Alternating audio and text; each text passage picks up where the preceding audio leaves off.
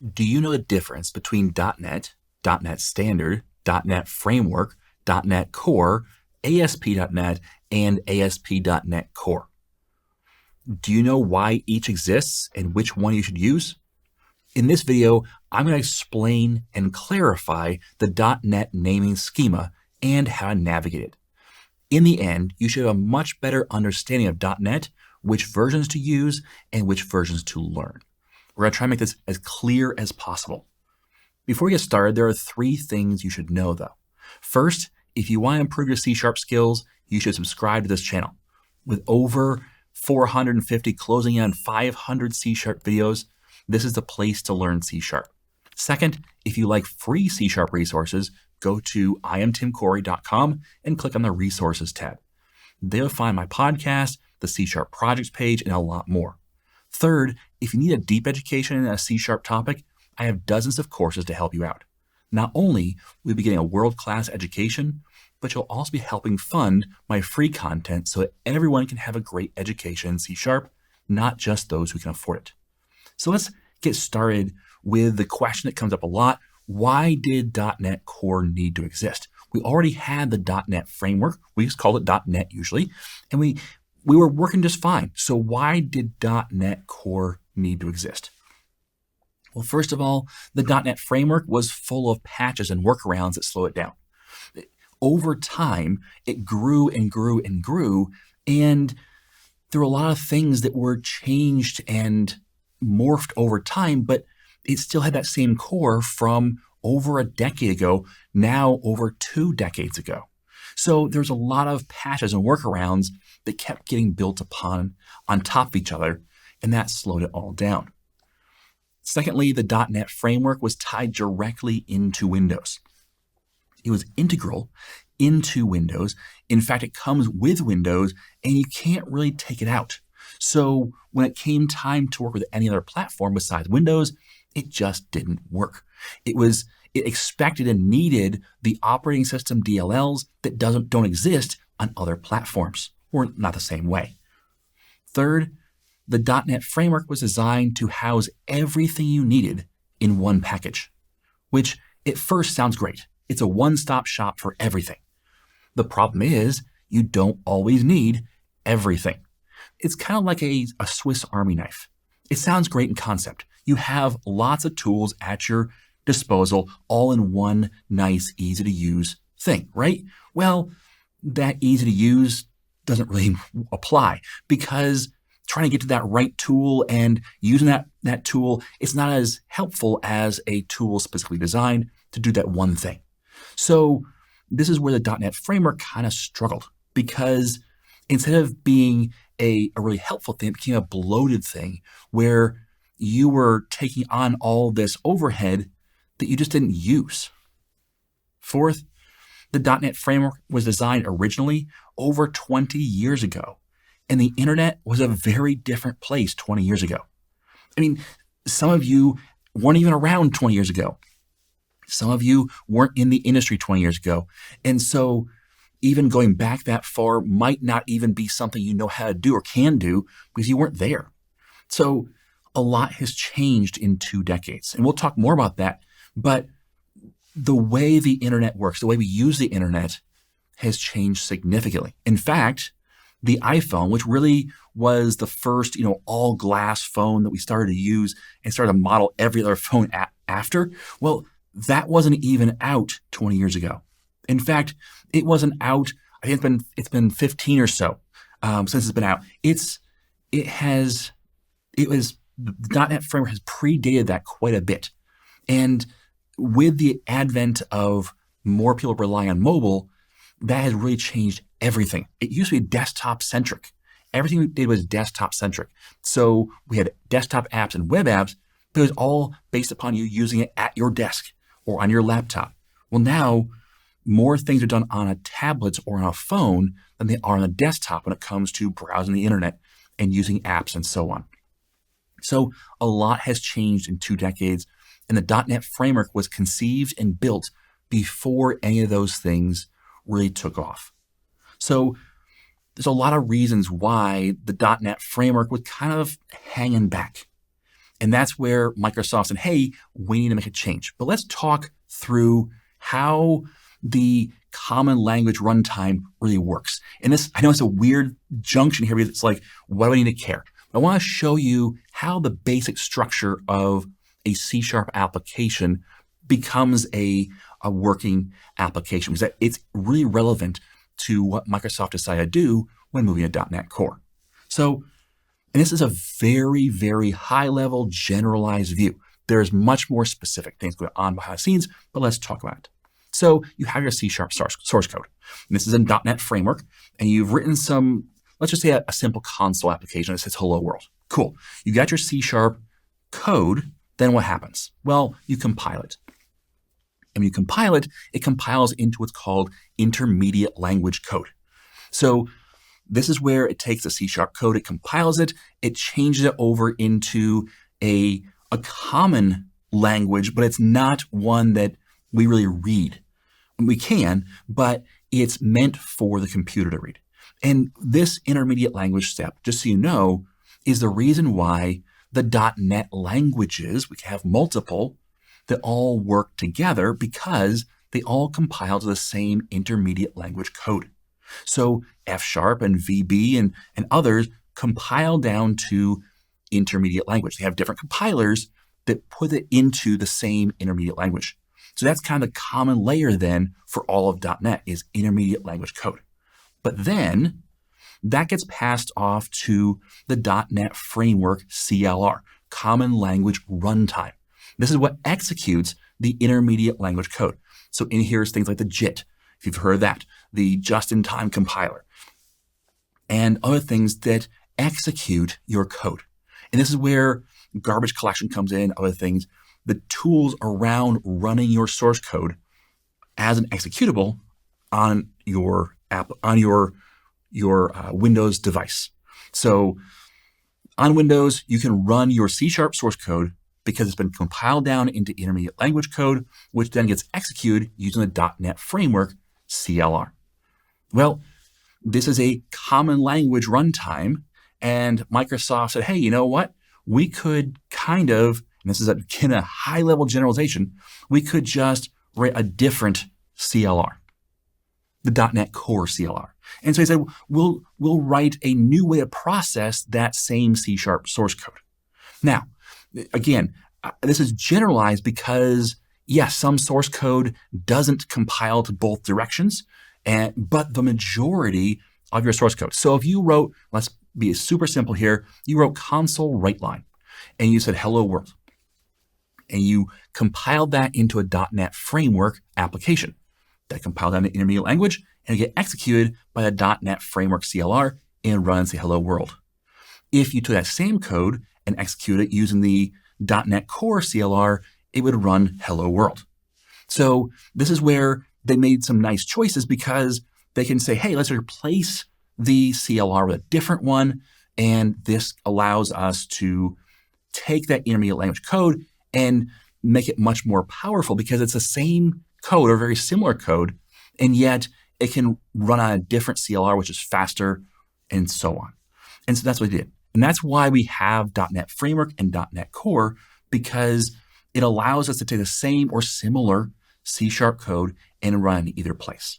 Now, I keep saying or similar because while a lot of C# source code has stayed the same, some things have changed because the underlying framework system that is .NET Core decided to make some different choices, and that was intentional. But because of that, there are some changes that have to be made to your source code. But in general, your source code is pretty much, the C# code is pretty much the same between the two. It's just how you process it. So let's talk about the benefits of .NET Core over the .NET Framework. Why would we consider .NET Core over .NET Framework? Because if it's the same C# code we're writing or close to the same, what are the differences? Why did Microsoft decide, hey, we need to have a .NET Core, which is a total rewrite of that base layer? We need to totally rewrite how that works because it's important. But why is it important? Well, here's the benefits. The first one is the big one. Remember I said that .NET Framework was tied directly into the operating system of Windows. Well, with .NET Core, they said that was a mistake because there's other operating systems. And this is going to be a theme you're going to see throughout these different features, is that Microsoft, instead of saying, hey, we're going to be exclusionary and only work on our own systems, which, to be fair, when you work on your own system, it's a whole lot easier to support. This is why Mac has so much more of a kind of a head start in their operating system over Windows, because Mac controls both the hardware and the software. And they can be exclusionary and say, hey, you know what? We only use our own hardware, which means it's a whole lot easier to support because we support just a few variations. Whereas Windows says, hey, we'll run on any hardware, basically. And so they have to support a lot more drivers, a lot more, almost infinite configurations, a lot more interactions. And so loosening that control does take a lot more work. But they said this is important, so we're going to loosen the control over where .NET runs. So .NET Core can work on most platforms: Windows, Mac, Linux, Android, iOS, Xbox, IoT, and more. I mean, the list goes on.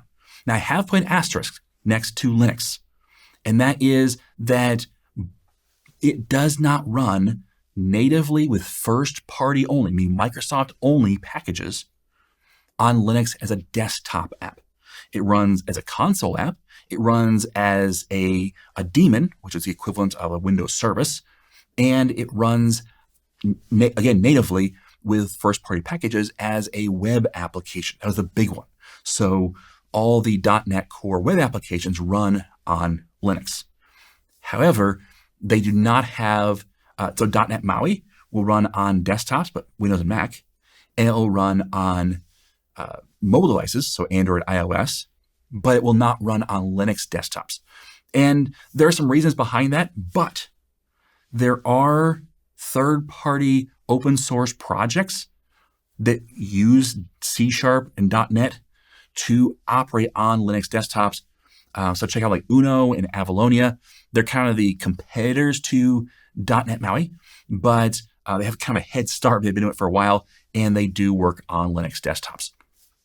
So you can basically take your C# code and put it anywhere, as opposed to .NET Framework, again, tied into one operating system.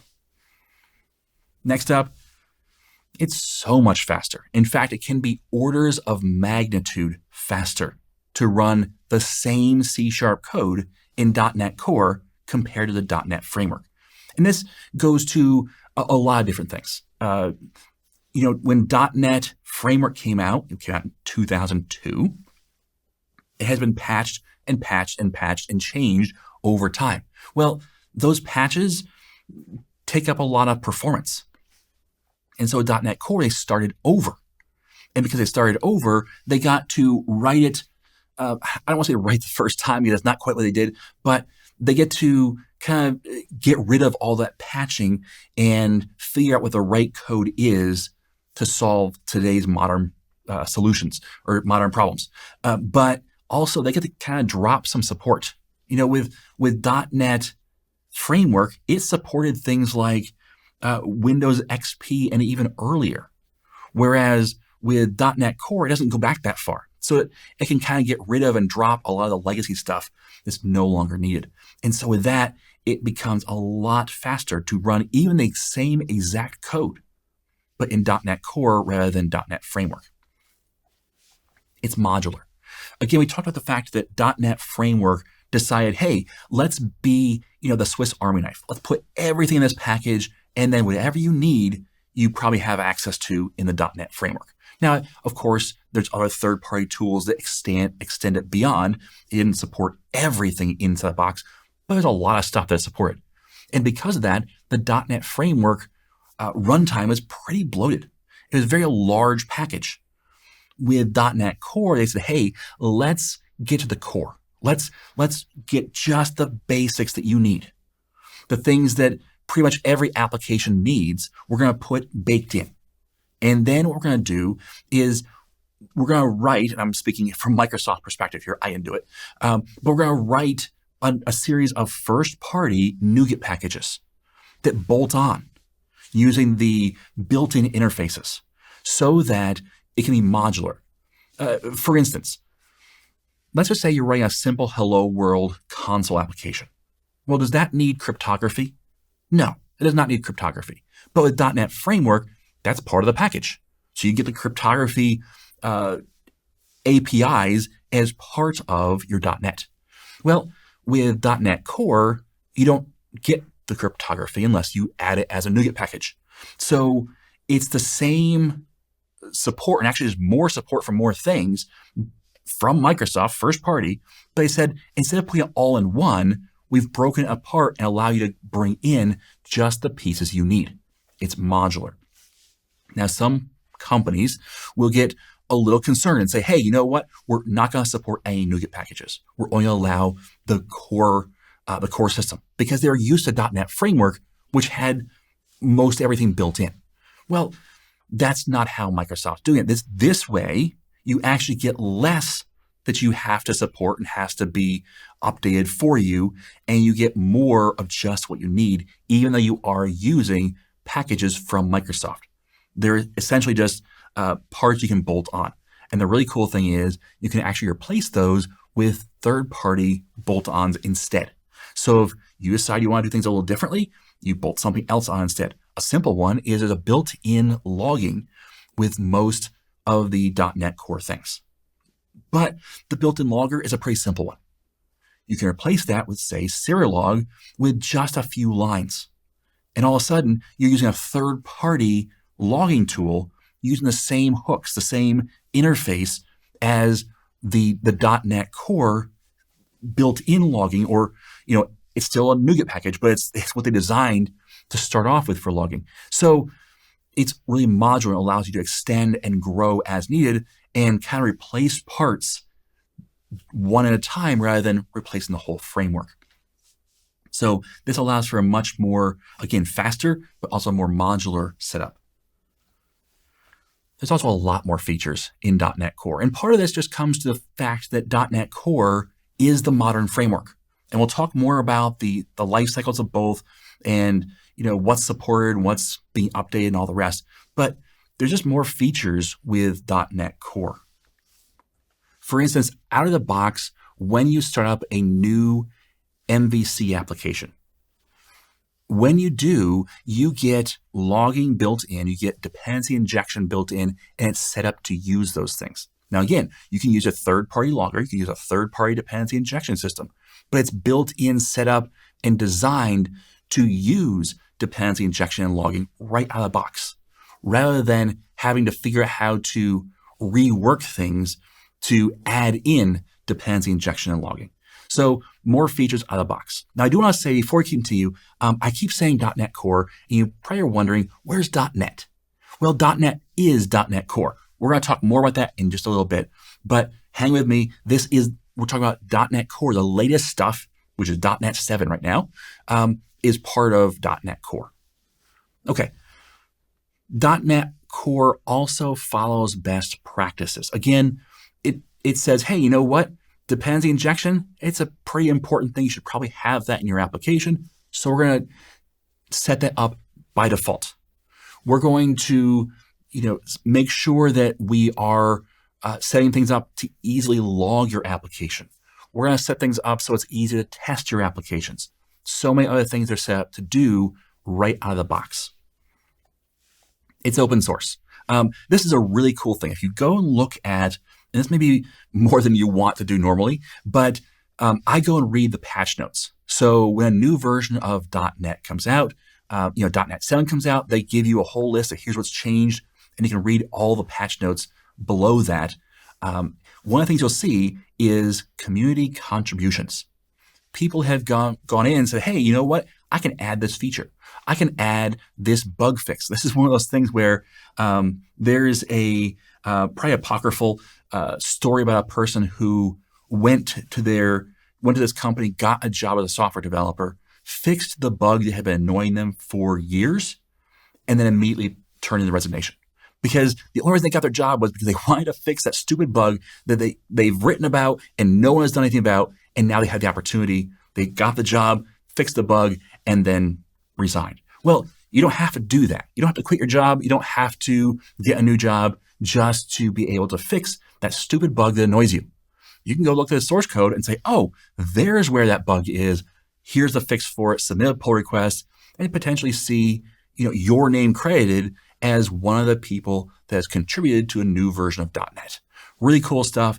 Even if you just want to see how it's built, how it's made, or review the source code to make sure there's no kind of hidden bugs or hidden, backdoors or other things, you can do that because it's open source. It's modern. Kind of goes without saying, but at the same time, because Microsoft went back to the well, because they decided to start over and build from the ground up .NET Core, they didn't just modify the .NET framework. They started from scratch, basically, and said, let's build up from the ground up this new system. Because of that, they could build in a lot of the modern ways of development. Again, it's been 2 decades since .NET framework was released. It was built before then.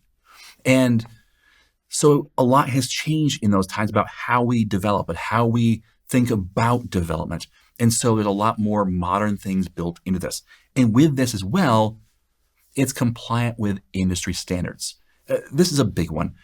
Just being compliant with how things work and also working with the rest of the industry. Again, .NET Framework said, hey, you know what? Come to us.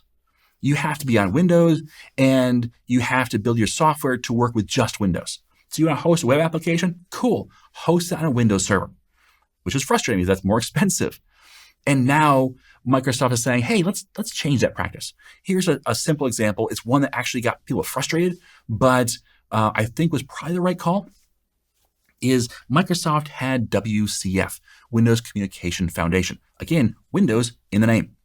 And they had their own proprietary ways of communication, and this was a way to communicate across the internet in a way that was different from APIs. It was a faster communication. It was, binary and all the rest. Well, with .NET Core, they said, hey, that was built into Windows. That's kind of tied into how Windows worked, and it's also built upon a system that we created. So instead of doing that, they went out and said, hey, what does the rest of the industry use for this faster communication, this way to communicate with other devices? And they found gRPC, which was originally created by Google, and it's something the rest of the industry has adopted. So you can create gRPC clients and servers with Java and JavaScript and a whole bunch of other languages. They're not Microsoft languages. And so Microsoft said, you know what? If the rest of you are doing that, we're going to adopt that as well. And so they added gRPC in C#. Now they try to make their version of gRPC, their client implementation, their server implementation as fast as possible. And it competes with, or sometimes beats out, a lot of the other implementations of gRPC, but it's still compliant, which means that a Java gRPC server can talk to a C# gRPC client. And the two of them can communicate just fine because it's standard compliant. So really cool stuff there. You'll see this in other areas that Microsoft is doing, where instead of trying to force people to do it their way, they're trying to embrace what the community has embraced. They used to have team services, which this was their version control, TFS. And when they finally gave in and said, you know what, the rest of the industry has settled on Git, and we're still over here forcing everybody to use TFS. They said, you know what, we're going to change, we're going to shift, and they now focus primarily on Git as a source control, and they're the largest contributor to the Git open source project, and they also own GitHub now, and they do a lot of things to improve working with Git, but it's because they're focused on an industry perspective instead of just come to us perspective. So a lot of good stuff with .NET Core here. And finally, easy to upgrade. This is one that I get some pushback on because upgrades are never simple. That's because when you write custom code, you have to evaluate, does that code still work the same way in the new version? However, when it comes to Microsoft's part in upgrading .NET versions, it's awesome. When you have a .NET 5 project, let's say you still have a .NET 5 project. Well, .NET 5 is no longer supported. .NET 6 and .NET 7 are both supported, but .NET 5 has rolled out of support. It still will run, don't get me wrong, but it's not supported by Microsoft. So you say, you know what? We want to upgrade our application. The Microsoft, the .NET Core portion of this, of the upgrade, is a matter of changing a 5 to a 7. And you're almost assured that's almost all you have to do. Upgrade your NuGet packages, which again is just go in there and say update all. And for the most part, there are not breaking changes. Now, every major version publishes, these are the breaking changes. You have to review those because there's going to have to be some breaking changes in order to move forward. But for the most part, there aren't lists and huge lists of breaking changes. They're usually pretty small. So for a lot of applications, it's as simple as changing a 5 to a 7, from .NET 5 to .NET 7. Now, that's usually the small part of any upgrade. The bigger part is making sure that all of your third-party NuGet packages can upgrade to that newer version, making sure that all of your source code doesn't have any of those breaking changes, making sure that you test everything. Absolutely. But the actual part that Microsoft controls is super simple. Now, it didn't always used to be that way. .NET Framework upgrades were miserable at times. .NET 3.5, some people are still on, .NET Framework 3.5, some people are still on that because they can't upgrade a .NET Framework 4 because there's too many breaking changes. There's too many difficult things to do, and it wasn't as simple as just change from 3.5 to 4. So there's been a lot of work on making the upgrades easier. And again, to the extent that Microsoft can control it, their portion has been greatly simplified. It's just up to you to make sure that you don't have so many dependencies that you can never move. All right, so that's the benefits of .NET Core or the .NET Framework. But there's one we haven't really talked about at all, and that is .NET Standard. And so we're going to explain what is .NET Standard, because we kind of know what .NET Framework is. That's the old runtime, and we have .NET Core, which is the new runtime, and .NET is just .NET Core later on. But .NET Standard, what is it? Well, basically, it's a common interface of APIs for any .NET implementation. Well, what does that mean? Let's look at this from the perspective of you have a .NET Framework user interface, maybe WinForms. So yeah, WinForms or WPF, doesn't really matter. But you have a .NET Framework user interface project. And you decide, hey, we want to move to .NET Core. Well, the first thing I recommend is that you break out as much as possible of your code. I'm assuming that all your code is in the code behind for your forms. It shouldn't be, but it probably is. So let's break that apart into a .NET Framework class library that supports your user interface. Cool. That creates a more structured application that allows for a little more modularity, and it allows you to be a little more flexible in how you do things. Cool. So now you have a .NET Framework user interface and a .NET Framework class library that supports that user interface. Well, with .NET Standard, you can convert your .NET Framework class library over to a .NET Standard class library. That may be as simple as saying, this is now a .NET Standard class library. .NET Standard is an interface. It's kind of like applying an interface to your class, where you say, hey, I've got this person model. I want to apply a interface iPerson model, and it's going to make sure it implements all the properties and events and methods. There may be some tweaks you have to make, but if you can make that transition, here's the benefit. Well, first of all, you can now rely on that .NET Standard class library from your .NET Framework user interface. From the user interface's perspective, Nothing should change between your .NET Framework class library and your .NET Standard class library. It should all work the same way. So why change over a .NET Standard? Well, because you can now build a .NET Core user interface that relies on that same .NET Standard class library. You see, a .NET Core interface can't rely on a .NET Framework class library. But a .NET Core user interface can rely on a .NET Standard class library, and so can a .NET Framework user interface. So both can rely on the same class library using .NET Standard. It's a set of interfaces that say, oh, you want to use this with .NET Framework? Cool. I will map that for you, but here's the common interface, which is basically just C# code. It's the same C# code. It's just now you're saying, hey, this code is all compliant with .NET Standard. Once you have this .NET Standard class library, it sits in the middle of both of these user interfaces, you can stay here for as long as you want. But eventually, hopefully, you've moved all the functionality of your .NET Framework user interface over into your .NET Core user interface. Now, this may be just as simple as you upgrade the UI. Or it may be that you say, you know what? The .NET Framework UI was built in, let's say, WinForms. And we're going to transition over to WPF with .NET Core. Cool, you can do that because the .NET Standard library works with either one. So you can have this kind of sit in the middle as you transition slowly. Once you're done and say, hey, you know what? We can drop the .NET Framework UI project. This allows us to have just a .NET Core user interface being supported by a .NET Standard class library.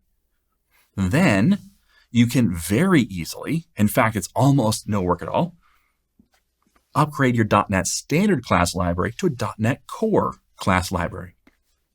Once that's done, you can have your .NET Core user interface be supported by a .NET Core class library. You can get all the benefits of .NET Core, the latest version of .NET Core, with all the latest features without having to, do it all at once. You can have this transition from your old .NET Framework system over to your new .NET Core system without doing the entire upgrade all at once. You do it step by step by step. And this allows you to safely do it, allows you to test as you go. It allows you to make smaller changes over time rather than one large change all at once. So this is the reason that .NET Standard exists. It exists to sit in the middle of your two user interfaces. Now, there can be more user interfaces. Again, this is simplifying because .NET Standard does more than just .NET Framework and .NET Core. It also does Mono and Xamarin and others. But for this discussion, we're talking about .NET Framework and .NET Core. And this is the benefit, is it allows us to slowly move our code over a bit at a time until we can fully transition over to having a .NET Core user interface with a .NET Core class library. This is where you see all of your benefits realized of the latest and greatest version of C#, the latest and greatest version of .NET Core. So let's talk about the versions of .NET Standard, because this is where things can get confusing. Remember that .NET Standard is an interface. So it says, I know how to call this particular API in .NET Framework and .NET Core. So when you say, call this API, I can do it either way, depending on which version you need. Well, with version 1.0 of .NET Standard, it supported 7,949 APIs out of the 37,118 total APIs that it could support. So it only supports a fraction of all the APIs, but it works with .NET Framework 4.5 and higher and .NET Core 1 and higher, meaning you could have a .NET 7 application and a .NET Framework 4.8 application both reference the same .NET Standard 1.0 project. However, the functionality of that .NET Standard project would be severely limited because it could only access 7,900 of the APIs, right? So that was version 1.0. Now, there's versions 1.1, 1.2, 1.3, all the way through 1.6. We're going to skip those because there wasn't a whole lot of change between those. Now, they kept adding more APIs, but I believe the 1.6 was something like 15,000 APIs, or maybe a little bit more or less, but some around there. Still, it wasn't a lot of the APIs. But with 2.0, 32,000 of the 37,000 APIs were supported. But notice that it went up in versions. So .NET Framework 4.7.2 and higher was what was supported, which means if your .NET Framework project was 4.5, you couldn't use .NET Standard 2.0. It couldn't interface with that because as they were moving up in .NET Framework versions, they were kind of standardizing some of these APIs. And so the equivalencies weren't there in earlier versions. Also notice that in .NET Core 2.0 and higher, it's supported in version 2.0. So you can't use a .NET Core 1.0 project with a .NET Standard version 2 class library. So it can be confusing, but with .NET Standard versions, what happens is a .NET Standard version supports all the APIs that previous versions support. It's cumulative. So they keep adding more. They never take away. Never. Now, there was some weirdness for one of the versions, I think it's 1.6. Somewhere in there was some weirdness about the .NET Framework version. We won't get into that. But what they do is they support only or all the previous stuff plus. So it's cumulative. So version 2.0 supported those 7,900 APIs that version 1.0 did, and it added another, whatever that math works out to, 24,000 or so APIs. So as you go up versions of .NET Standard, you get access to more and more of the APIs. This means that for a lot of projects, for a lot of .NET Framework projects, if you're in the .NET Framework 4.7.2 or higher, when you took your code over a .NET Standard, most everything worked, if not everything, because it almost supported everything that .NET could do, almost. It's only about 5,000 APIs short of everything. So this is the sweet spot.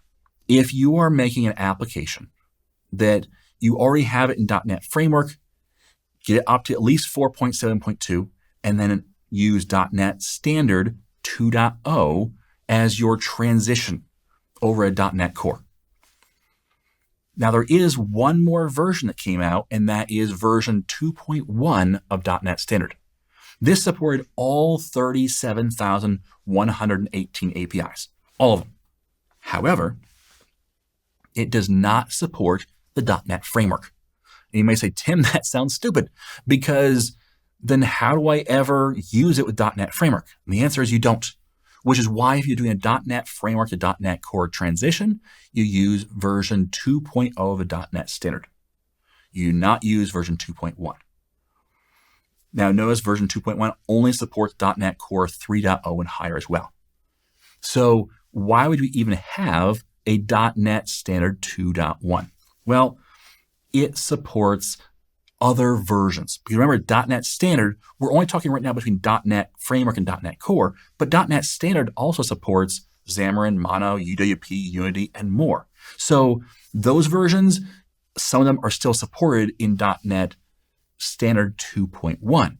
But if we're talking about an upgrade from .NET Framework to .NET Core, you want to stick with .NET Standard 2.0. It has the most possible API supported.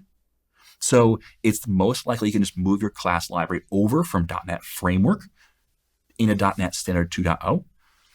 And yet it isn't so far ahead that .NET Framework isn't supported anymore. So those last 5,000, you're not going to get those last 5,000 APIs. Not until you upgrade fully to .NET Core. So move to version 2.0 if you're using .NET Standard to transition. Okay, so that's kind of the explanation of .NET Standard, but let's talk about the timeline here, because this is where people sometimes have a mental picture in their head based upon version numbers that's confusing. So I've laid out here .NET Framework and .NET Core. And we're going to talk about when each came about. So let's start off with .NET Framework. The very first version, 1.0, came out in January of 2002. Now, there's some preview bits that came out in 2001, but January of 2002 was the official launch of .NET Framework. Now, at the time, we just kind of shortened it because .NET Framework is a mouthful. So we just call it .NET. And this is where some of the confusion comes in now. And we're going to talk more about that. But we call it .NET. So .NET Framework 1.0 comes out in January of 2002. It's a bit rudimentary. It was a revolutionary thing in, the ability to have multiple languages that all compile to the same intermediate language. That's very cool. And there was a transitional VB, which was really cool. It called it VB.NET at the time, where I was working on Visual Basic 6, VB6. And so as a VB6 developer, VB.NET was a great transition because a lot of the same syntax was in VB.NET. And so I could move the .NET Framework more easily and still have that same syntax. It was later a transition to C# because that was what the industry kind of adopted because it was very, very similar to C and C++ and Java and all the rest. But that made an easy transition. They could use the same libraries as well. So really cool stuff that came out in January of 2002. It started off with just the basics, and then 2.0 came out 3 years later. Okay, and then 3.0 came out a year later in November of 2006, and then 3.5. And 3.5 was a big milestone. And in fact, you'll see a lot of applications in business that are still stuck on .NET Framework 3.5 because this is as far as they can get before they had to kind of stop. So .NET Framework 3.5 is a pretty important milestone there. So after that is 3 years later that .NET Framework 4.0 comes out. And this is a big deal because .NET Framework 4.0 was a big transition. There was some cool stuff that came out, and it was kind of like, the major version of .NET Framework we've been waiting for. And note, this is also the last major version of the .NET Framework to ever come out. Came out in April of 2010. Now, as of the time of this recording, that was almost 13 years ago. So it's been a while. But after that, we got version 4.5. Now, of course, there's other minor versions throughout here, but these are the big highlights you've probably heard of. So .NET Framework 4.5 comes out in August of 2012. This, again, is a big milestone for .NET Framework. But it's at this point that .NET Core comes out 4 years later. So August of 2012 was the last version of .NET Framework that came out before the last major one. Okay, there's 4.6 and there's 4.7. I haven't put all this on the timeline, but 4.5 comes out in August of 2012, and then .NET Core comes out, the very first version, in June of 2016. So the very first version of .NET Core was almost more of a proof of concept than it was a real usable framework. It was there, it worked, and it was even, I believe, called production ready. But it had such limited functionality that very few people could use it because there wasn't a lot to it. And this is where, not long after, only 2 years later, we got .NET Core 2.1. And I mentioned 2.1 instead of 2.0 because 2.1 was what they called the LTS version, the long-term supported version.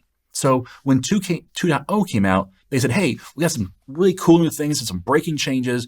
Here's some really cool stuff.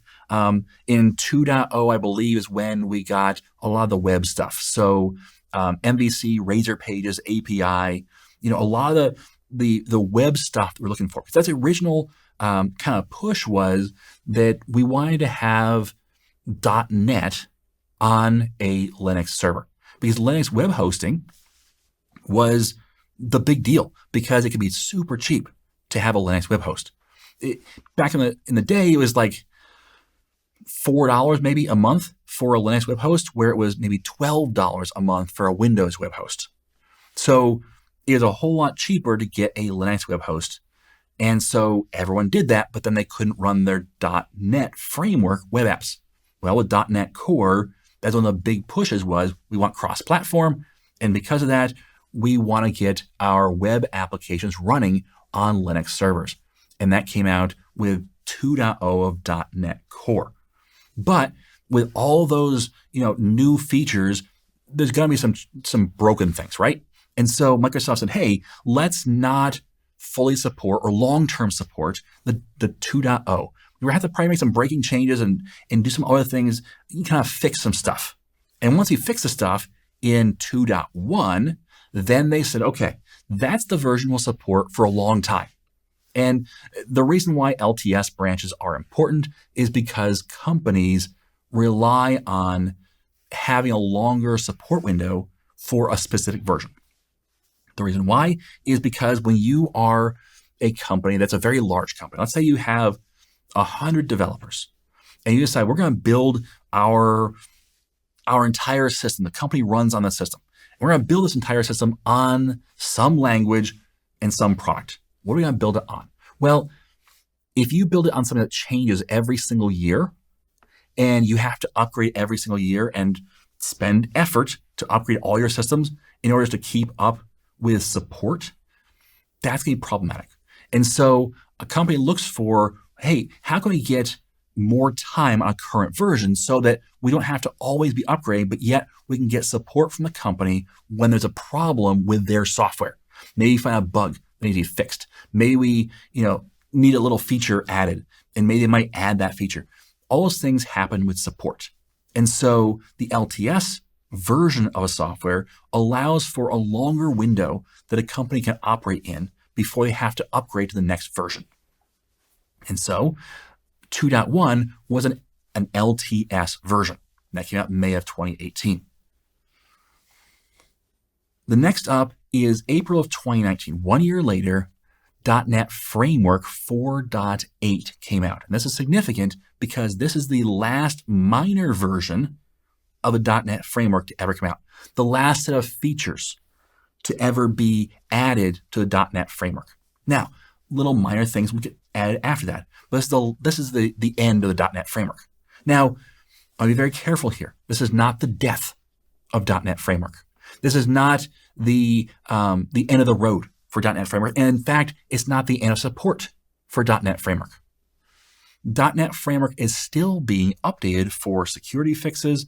I believe the latest version I think it was even last year, 2022, they added some accessibility upgrades to their software, to WinForms, I believe. So there have been minor changes, mostly around security or compliance, that have been added since then to the .NET Framework because the .NET Framework to this day and well into the future is still supported. We talked about .NET Core 2.1 being an LTS version, a long-term support version.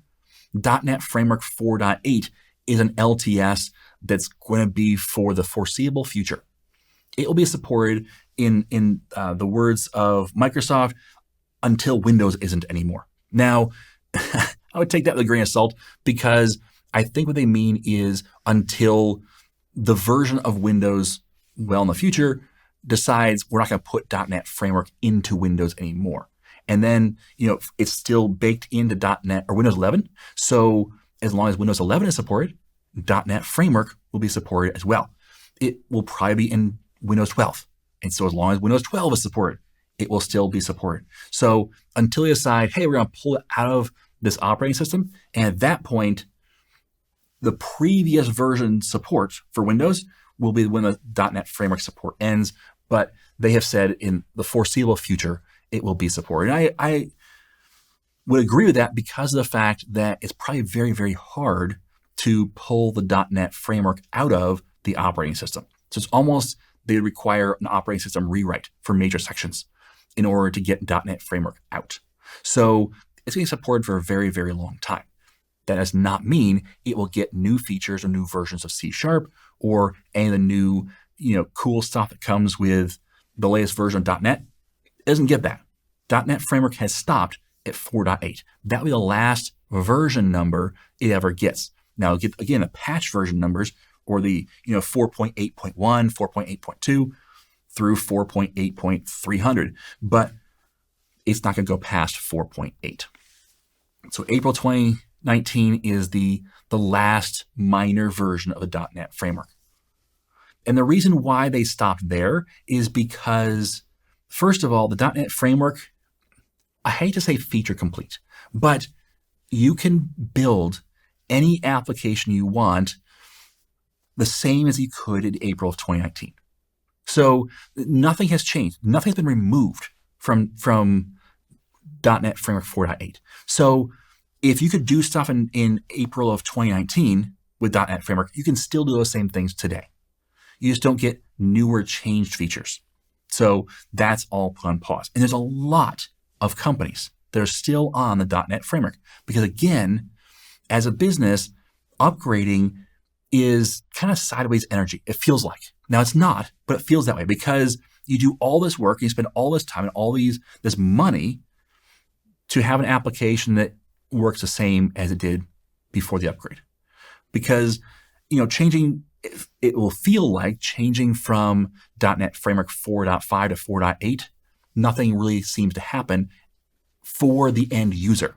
Now, a lot of features have been added in those minor versions. So you can, as a .NET developer, you can do a whole lot more things. But from a C-level executive view, nothing has changed. And yet a lot of money has been expended and a lot of time has lapsed. And a lot of features that they've been asking for haven't happened because the upgrade is happening instead. So there's a reason why companies kind of end up parking on a version of .NET because, or any software, because they say, hey, we've invested millions into this application and it would cost millions to upgrade for what feels like no change. So they kind of park on a version. So there's a lot of companies out there that are still on the .NET Framework. Now, I highly encourage anybody that's on .NET Framework to try to move to .NET Core. And now there's pretty close feature parity. It's not everything, but it's pretty close. And everything is modern and new and a whole lot faster. So there's a lot of reasons to move to .NET Core. And definitely the biggest one is that's where the change is happening. But it takes resources. I've outlined already with the .NET Standard how to, at a high level, how to move over, but it's still understandable that it's not necessarily something that people want to do right away.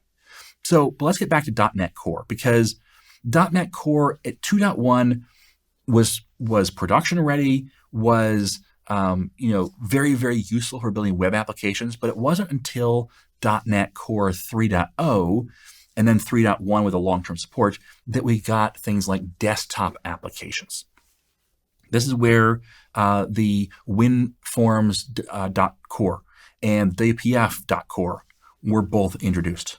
Now, you may be saying, Tim, but those don't run on Linux. Those don't run on Mac.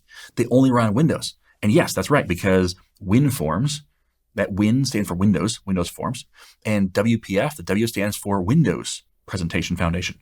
So those W's are important because they're still tied directly into the operating system. So why did Microsoft port them over to .NET Core? Well, because the .NET Core CLR that has the exponentially faster app running code, well, that could still power those versions of desktop applications, and Microsoft didn't have an equivalent desktop application for .NET Core. So they stuck with WinForms and WPF. WinForms, by the way, is still probably the most popular desktop project type in .NET history. It's still heavily used because it was built, people started working on it in .NET Framework 1.0. So there's been a lot of companies between January of 2002 and today that have been building applications that may have upgraded, may have not upgraded, But either way, they have built with the very first desktop UI, and that was WinForms. So it's still very, very popular today. In fact, it may be the last desktop application type standing when it comes to the originals. So this is where really .NET Core became, I don't want to say, again, feature complete, but it felt like it was a direct comparison between .NET Framework 4.8 and .NET Core 3.1. So that was December of 2019. Again, April of 2019, .NET Framework 4.8 came out, and then a few months later, we got .NET Core 3.1, and this is where, again, this is where businesses really started to move over to .NET Core because it felt like it's feature complete. It has parity with the .NET framework in as much as it's going to. Now, Microsoft had a conundrum at this point.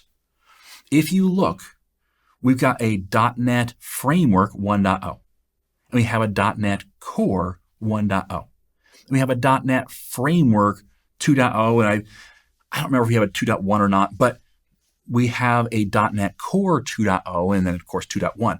We have a .NET Framework 3.0 and a .NET Core 3.0.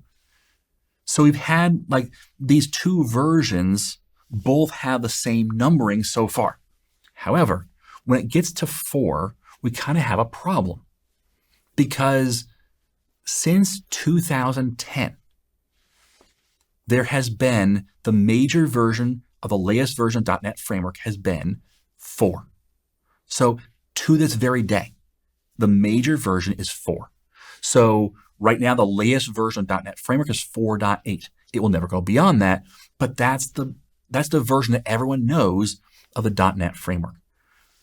At the time of this recording, it has been 13 years since we had anything but a 4 as the major version of the latest .NET Framework. So developers today may have even grown up only knowing about a .NET Framework 4 and beyond. So with .NET Core, they said, we really don't want to have confusion. There's already confusion over .NET Framework versus .NET Core, primarily because we just kind of dropped the framework. Again, when we first had .NET Framework, we didn't have anything to compare it to, so we shortened it to .NET. So we've been calling it .NET for decades, literally, and we have a new .NET. And now we actually have 3. We have .NET Framework, we have .NET Core, we have .NET Standard. And so it kind of got confusing there. And so Microsoft said, hey, we don't want to add more confusion by saying .NET Core 4.1 or 4.0 when we have a .NET Framework 4.0. And we really don't want to have a .NET Core 4.8 because now that's just, there's confusion there. So what do we do? And so Microsoft said, hey, we've got a solution for this. What we're going to do is just skip the 4s. Just skip it entirely, because if we skip that, then we'll never have a .NET Framework 4 and a .NET Core 4 at the same time. So we're going to have, skip that confusion. We've already created enough confusion. Let's skip that confusion and just move on to 5. And so they did. Version 5.0 came out in November of 2020, but they also noticed dropped the core from the name. It's still .NET Core. But because they went to 5, they said, hey, you know what? We can call this .NET 5 now because there's no .NET Framework equivalent. Okay, we had a .NET Framework equivalent for 1, 2, and 3. So we had to call it .NET Core because, we shortened .NET Framework to .NET, and, is it it got confusing. But with .NET 5, we can drop the core because there is no Framework 5. So now it's just .NET 5. This does cause a little bit of confusion because people think that the upgrade path from .NET Framework 4.8 is to .NET 5. And it's not. As you can see, they're 2 different systems. However, that is understandable confusion. But I want to point that out. They're different. So now with .NET, they just dropped the name Core. It's the same system. They just dropped core off the name. And now they have a new rhythm. And that rhythm is that every year we get a new version. So every year in November, we get a new version. And they just stuck with .NET 5, .NET 6, .NET 7. Now, there are minor versions. They just don't really publish. You don't like talk about them when they're talking about, hey, what version do you want? You're on version .NET 6 or the latest version .NET 7. But there really is .NET 6.1, I believe, and .NET 6.2 because they do have some upgrades that are not breaking changes. They're just fixing things, maybe adding minor features, but they're not about adding major features and changing the .NET. Instead, they're just about fixing things and supporting that version. So that's where we are today, is on .NET 7.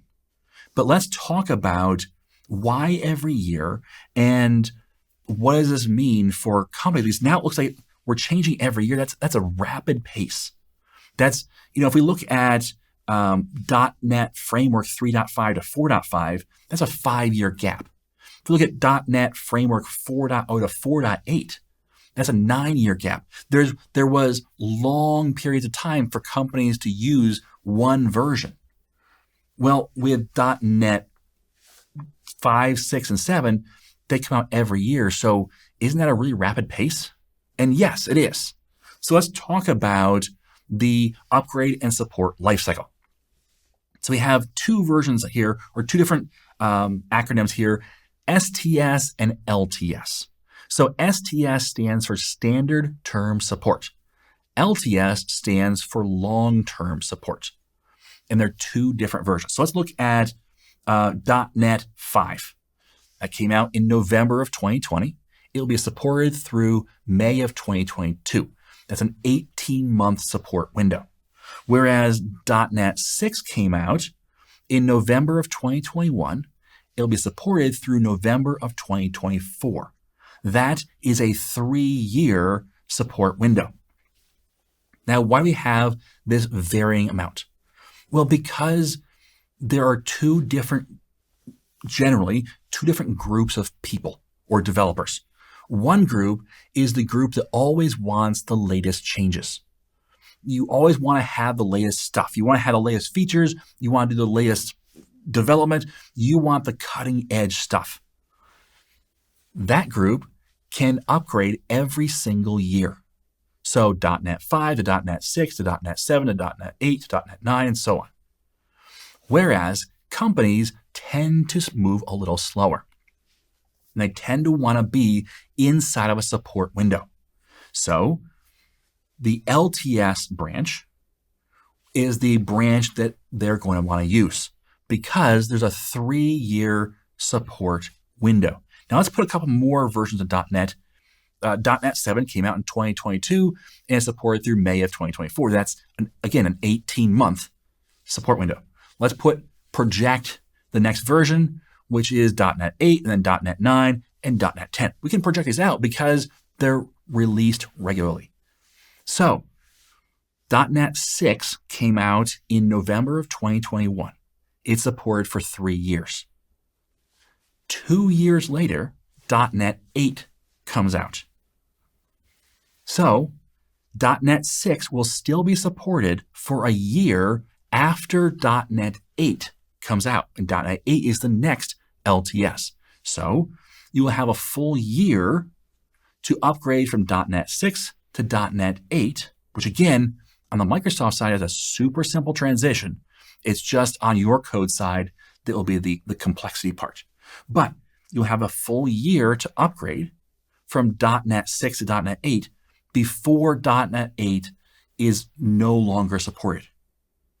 So that means you can go from 6 to 8 to 10 and only be upgrading every 2 years. And you can have a full year each time. So when 8 comes out, you can start your upgrade process, take a year to do so, and still be in the support window. Then you have 2 years to relax. And then you can take a full year to upgrade .NET 10 before it's no longer supported. So as a company, you can have a more slow and plodding pace. Whereas if you are a startup, if you're a smaller company, if you want the latest and greatest features, then you can decide, hey, I'm going to get .NET 7, which is out now. You just know that if you want to stay within Microsoft's support window, that you have to upgrade to the next version, .NET 8, within 6 months of its release. So when .NET 8 comes out, you have 6 months before .NET 7 is no longer supported. So therefore, you have a shorter window, 6 months instead of a year, and you have to do it more often, every year, instead of every 3 years, every 2 years. But it allows you to get the latest stuff more quickly. This allows for both worlds. If you want a fast upgrader, cool, get every one. If you want to plod along, get every other. Now, yes, Microsoft could, in their seemingly infinite cash reserves, decide to support LTS versions for longer. In the past, they have supported for a much larger window. However, there are some major downsides to that. One, it's very, very expensive. And you may say, who cares? Microsoft has unlimited money. Well, no, they don't. But that gets passed along to the consumer. That's just how it works. Microsoft still wants to make a profit. Therefore, you're going to pay for those larger windows. And it's not the big companies that will pay. It's everyone. Also, it makes for a much more difficult process when you have all these different versions to maintain and upgrade. Because imagine if Microsoft decided to support .NET 5 through .NET 10. Okay, it's only 5 years, right? No big deal. Well, except for the fact that changes that have been made for, let's say, a security fix in .NET 6 have to go into .NET 5 too. Okay, that's fine. But then the changes for security fixes in .NET 7 have to go in 5 as well, and 8, and 9, and 10. So now you're upgrading 5 with all these security fixes, but still trying to make it, the fixes for in .NET 9 might rely on some cool .NET 9 new stuff that doesn't exist in .NET 5. So you have to figure out how to make that fix work without having that cool new stuff, and it makes for a very complex system. So Microsoft has gone to the industry and looked at them and said, hey, what does the industry do? The rest of the industry do as far as support lifecycles. And they have patterned this off of what they have seen.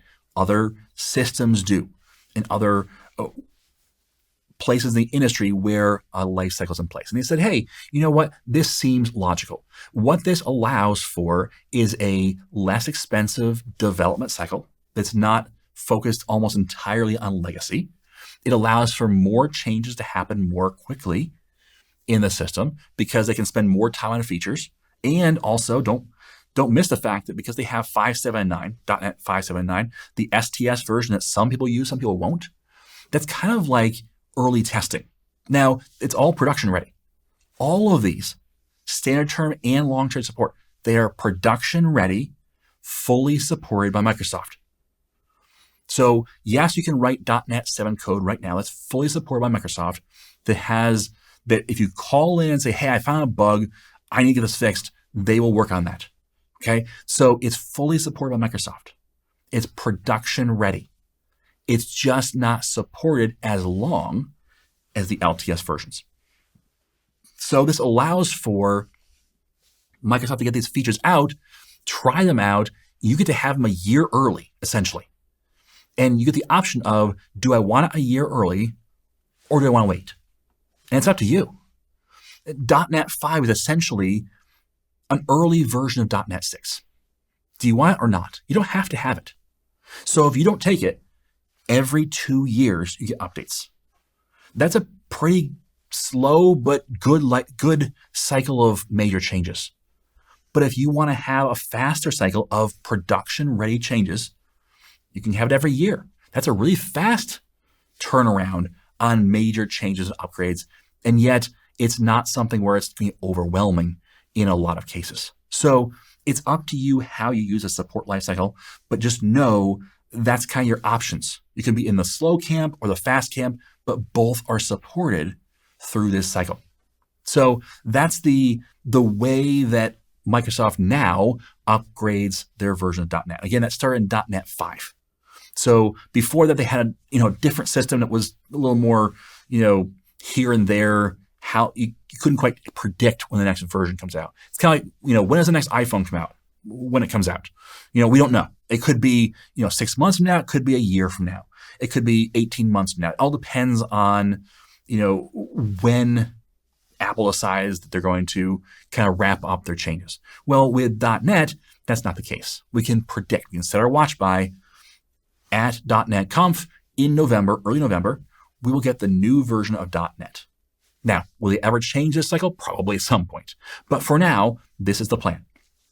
So we can set our watch by the fact that in November of 2024, November 2023, this year, we will get .NET 8, which will be a long-term supported version of .NET. It will have significant upgrades, significant changes.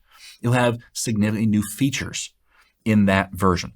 .NET 7 didn't have massive changes. It had smaller changes because it was a standard term or short term, whichever, it's kind of interchangeable, but standard term support version.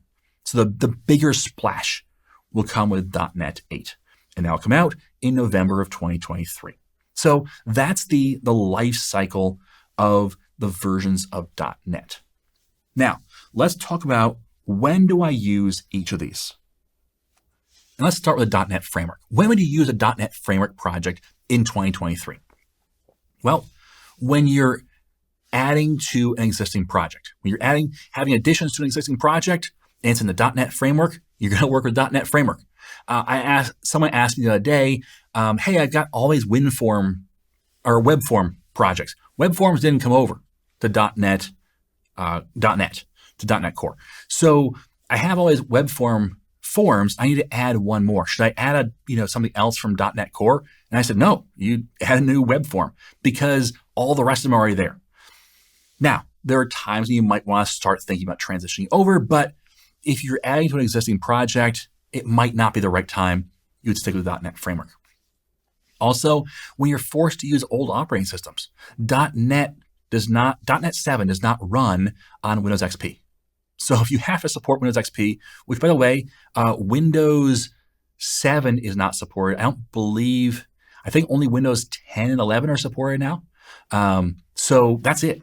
Like you don't get older versions than that of Windows supported by Microsoft. So you can still use them.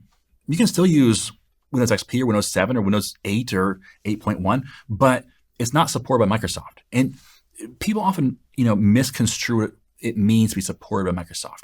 You can use an old operating system. You can use an old version of .NET Framework. You can use an old version of .NET Core. Just because it's not supported doesn't mean you can't use it. It just means you can't call Microsoft up and say, help me fix this. Because they're going to say it's not supported. You can still use it. It will still run. But if it has a bug that you need help fixing, you have to find someone on the internet to help you fix it. You can't, go to Microsoft to help you fix it. So those are the times to use .NET Framework today. You would want to use .NET, which of course is a stand for all of .NET Core now. So .NET for new projects. If you are starting a brand new project, start it in .NET 7. There's not really a reason not to. Start it in .NET 7. Start there. When .NET 8 comes out, upgrade to .NET 8. As you start, it'll be a really simple upgrade. So upgrade to .NET 8, upgrade to the latest version of .NET when you start a project. When you're upgrading projects, if it's all possible to upgrade your .NET Framework or older version of .NET projects to the latest version of .NET, do so. Upgrade to the latest version. Absolutely. Remember, .NET Core, now just .NET, is orders of magnitude faster for the exact same C# code in certain circumstances. Not every piece of code is getting order of magnitude faster, but lots of them are. So just by upgrading your project from .NET Framework to .NET Core, you could see a significant performance increase. What that means is your web application can serve lots more clients at once. Your desktop application can get more work done faster with less waiting on it, and so many other things. So just doing that with no other benefits, that's a huge benefit right there. Time is money. So if just upgrading to .NET Core is the only reason you do it is for the speed, that will still benefit you. But there's lots more reasons as well. So upgrading to .NET. And then when you have a choice, if you have a choice on which system to use, absolutely use .NET. Use the latest version of .NET, because the .NET framework, yes, it's still supported. It does not get new features.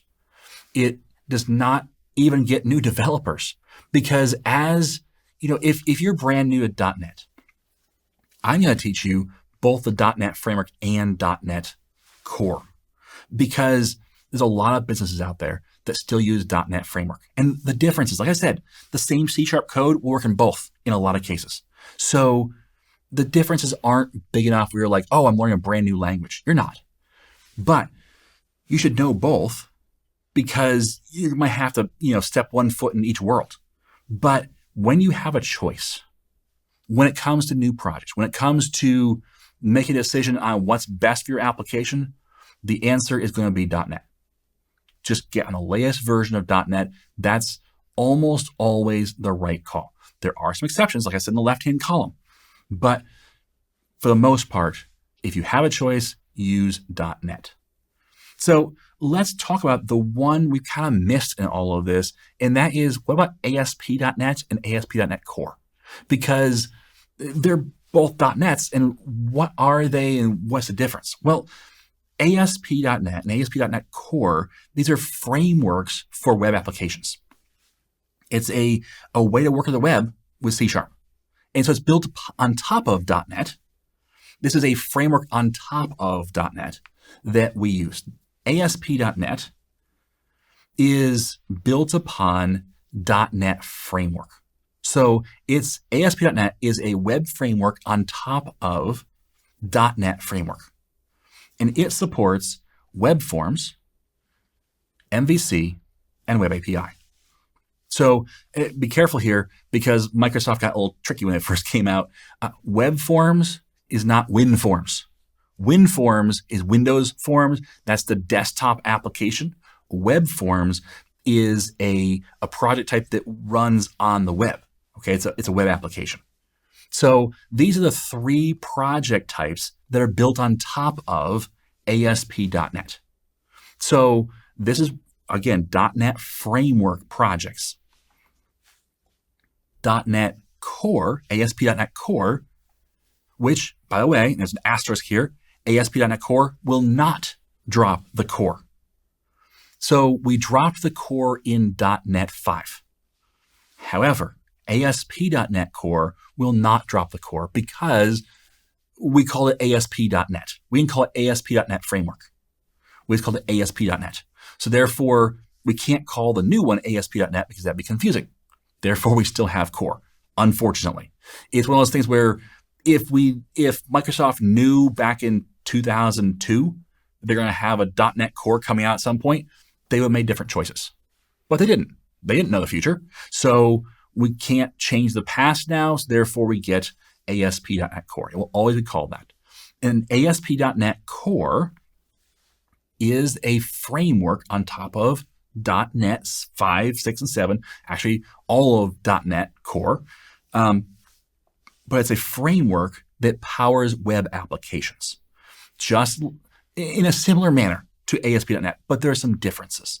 So ASP.NET Core has Razor Pages, MVC, API, Blazor Server, and Blazor WebAssembly. These are the different web project types that are built upon ASP.NET Core.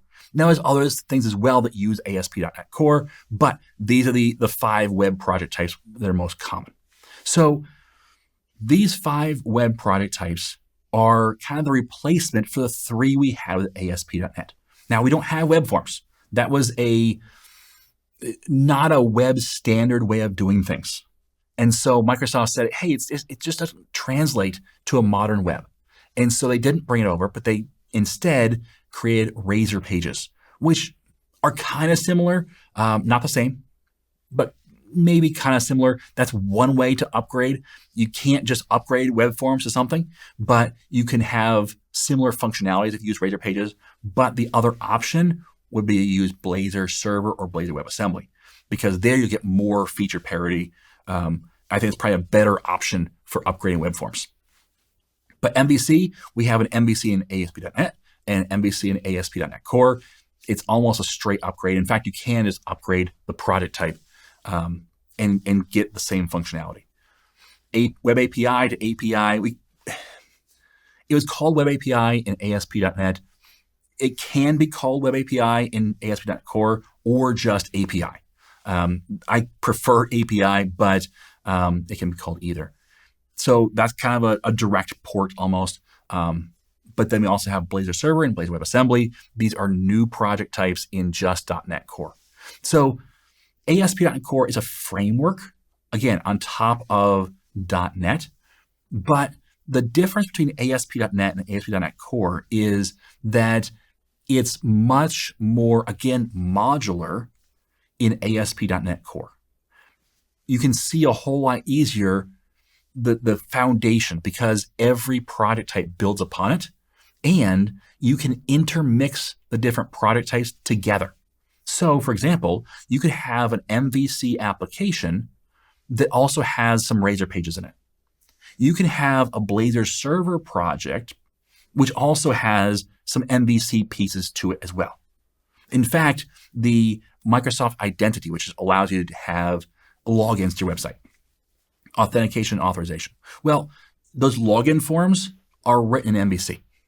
Even if you put them in a Blazor Server project or in an API project or in a Razor Pages project, they're MVC, because it's just a plug. It's just drop it in and you're good to go. It's just the way that Microsoft kind of rethought about how they did the framework. They said, hey, you know what? If we treat this more like a modular framework, we can intermix and you can use whatever tool you need for a specific page, not the entire application.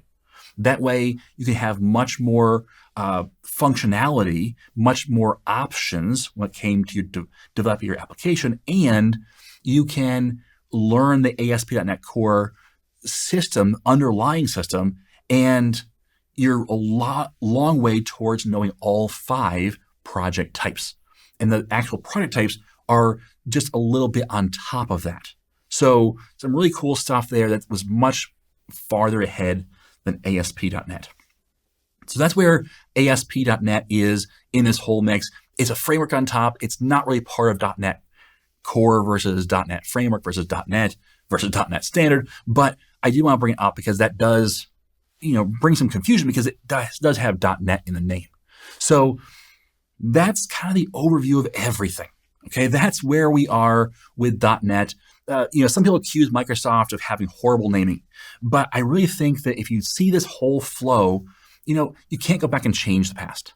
So I think they did a great job of doing the best they could with the situation to get the naming right. And yeah, it's no matter what you're going to do, it's going to be confusing because of the fact that Microsoft essentially built a whole new system and then allowed you to use your same code with that new system.